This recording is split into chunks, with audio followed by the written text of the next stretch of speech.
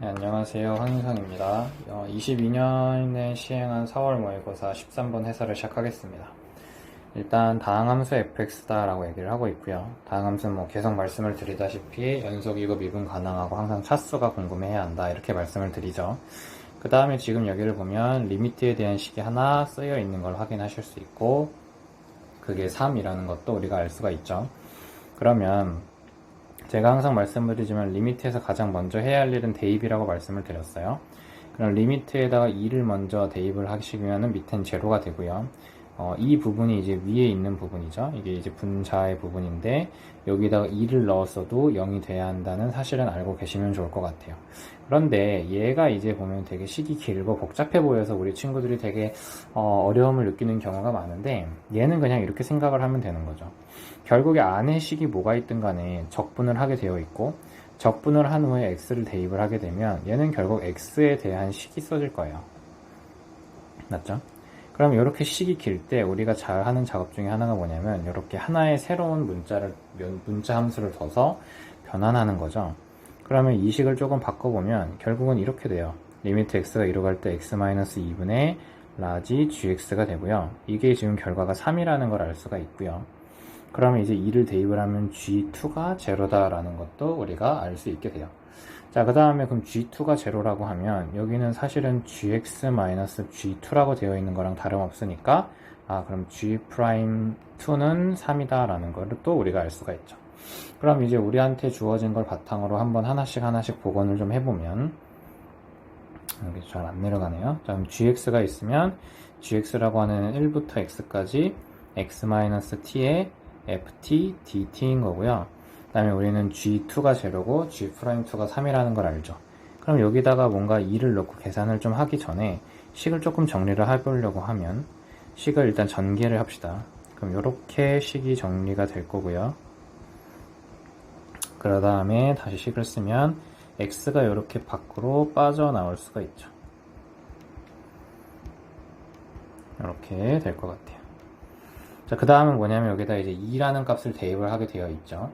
그래서 2라는 값을 먼저 한번 대입을 해보시면 g2라고 하는 것은 x 대신에 2를 넣은 거니까 2 곱하기 1부터 2까지 ft의 dt 빼기 1부터 2까지 tft의 dt라고 식이 써질 것 같아요.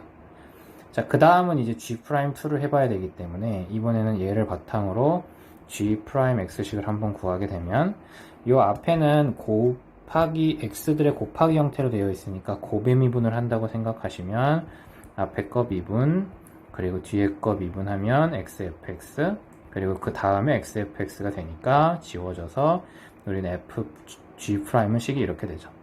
근데 아까 g'2 같은 경우도 우리가 알고 있었으니까 여기다가 2를 대입을 해주면 식은 이렇게 되고 얘가 이제 3이다 라는 걸 우리가 알 수 있죠.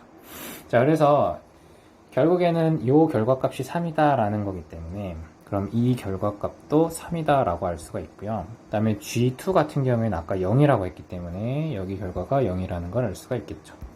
자, 그래서 1부터 2까지 t의 ft dt다 라고 하는 녀석은 이제 6이 되고요. 자, 그래서 결국에는 이제 우리는 이 정도까지 이제 정보들을 알 수가 있게 되죠. 그래서 이 정보를 하나 알 수 있고, 그럼 이걸 바탕으로 얘를 좀 해결을 해야 될 것 같아요.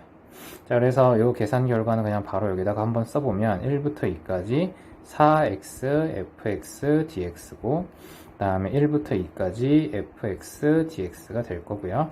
그러면 앞에는 1부터 2까지 x fx dx의 4배고, 뒤에는 1부터 2까지 fx dx와 같으니까요. 자, 보면 여기 이 결과가 여기랑 동일하고요. 그리고 여기 결과가 여기랑 동일하겠죠. 그래서 결론적으로 우리는 4 곱하기 6 더하기 3 그래서 27인 답 5번을 얻을 수가 있게 됩니다. 자, 그래서 일단은 이렇게 해서 13번은 마무리를 할 수 있겠는데요.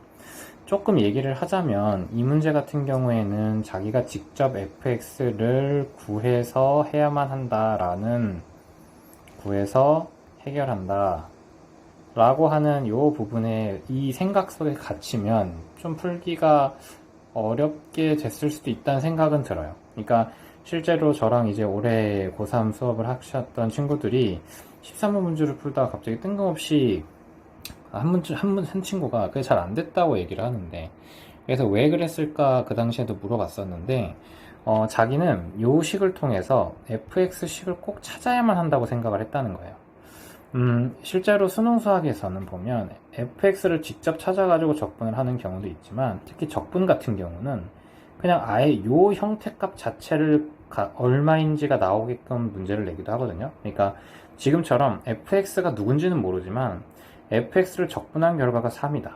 그리고 tfx를 적분한 값이 6이다. 이런 걸 이제 우리가 만들어낼 수가 있는 경우가 많아요. 그래서 적분과 관련된 문제가 나왔을 때는 내가 꼭 fx를 구해야만 한다는 이 매너리즘에 좀 빠지지 않았으면 좋겠다라는 개인적인 생각이 좀 있는 문제고요. 13번 문제는 좀 이렇게 오늘 좀 짧게 해서 오늘은 요거 한 문제만 해설을 하도록 하겠습니다. 그러면 다음 시간에 이어서 14번부터 또 수업을 하겠습니다.